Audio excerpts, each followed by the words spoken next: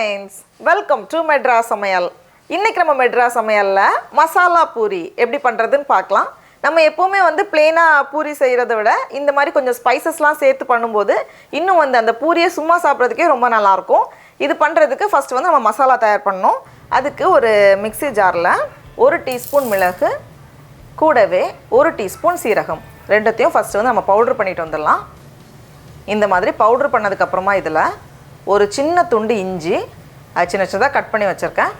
கூடவே 2 பச்சை மிளகாய் சேர்த்துட்டு இதை வந்து மறுபடியும் நம்ம அரைச்சிட்டு வந்துட்டோம் அப்படின்னா இந்த மாதிரி அழகாக மசாலா ரெடியாக இருக்குது.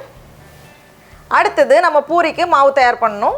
அதுக்கு நான் எனக்கு வந்து 2 கப் கோதுமை மாவு எடுத்திருக்கேன். இதை வந்து ஒரு மிக்சிங் பவுலில் மாற்றிக்கோங்க. கூடவே 2 டேபிள் ஸ்பூன் ரவை, ரொம்ப மெல்லிசாக இருக்கும்ல அந்த ரவை எடுத்திருக்கேன்.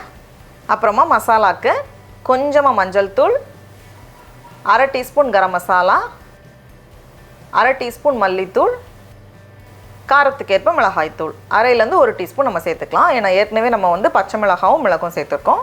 கூடவே நம்ம ஃப்ரெஷ்ஷாக அரைச்சி வச்சுருக்கோம்ல மசாலா, அது கொஞ்சம் நறுக்குன மல்லி இலை, 1 டீஸ்பூன் உப்பு, கடைசியாக 2 டேபிள் ஸ்பூன் எண்ணெய் எல்லாத்தையும் சேர்த்துட்டு இந்த மாதிரி நல்லா கலந்ததுக்கப்புறமா கொஞ்சம் கொஞ்சமாக தண்ணி சேர்த்து ரொம்ப டைட்டான மாவை நம்ம பிசையணும். ரொம்ப தண்ணி சேர்த்துடக்கூடாது. பூரிக்கு வந்து மாவு வந்து எப்போவுமே கொஞ்சம் டைட்டாக தான் இருக்கணும். இப்போ வந்து ஒரு 5 நிமிஷம் போல் நல்லா பிசைஞ்சு வச்சுருக்கேன்.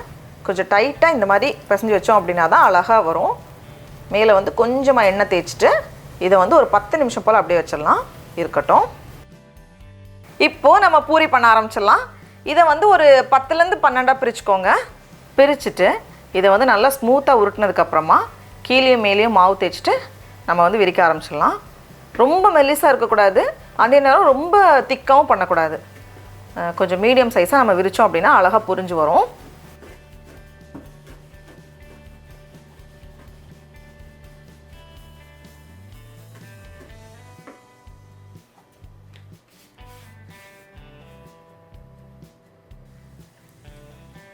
எப்போவுமே பூரிக்கு வந்து எண்ணெய் வந்து கொஞ்சம் சூடாக இருக்கணும். உள்ளே சேர்த்ததுமே பபிள்ஸ் வரும்ல அந்த மாதிரி இருக்கணும். அப்போ தான் வந்து ஒழுங்காக புரிஞ்சு வரும். இல்லை வந்து ரொம்ப எண்ணெய் குடிக்கும். லேசாக நம்ம வந்து ஒரு கரண்டி வச்சு அழுத்தி விட்டோம் அப்படின்னா, ரொம்ப லைட்டாக அழுத்தினோம் அப்படின்னா அழகாக வந்துடும்.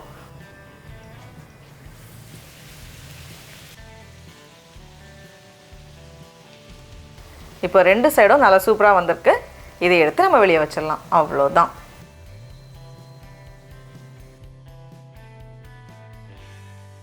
டடா, நம்மளோட மசாலா பூரி ரொம்ப சூப்பராக அழகாக தயாராகிடுச்சு. பாருங்கள் எவ்வளோ நல்லா அழகாக வந்திருக்குன்னு. எண்ணெய் சூடாக இருக்கும்போது கண்டிப்பாக இந்த மாதிரி அழகாக வந்துடும். இப்போ நம்ம டேஸ்ட் பண்ணி பார்க்கலாம். தெரியுதா, நல்லா சாஃப்டாக அழகாக வரும். ரொம்ப நல்லாயிருக்கு. நீங்களும் கண்டிப்பாக இந்த ரெசிபியை வீட்டில் செஞ்சு பாருங்கள். உங்களுக்கு இந்த வீடியோ பிடிச்சிருந்துச்சுன்னா மெட்ராஸ் சமையலுக்கு சப்ஸ்கிரைப் பண்ணுங்கள். நாவின் சுவை அரும்புகள் மலரட்டும்.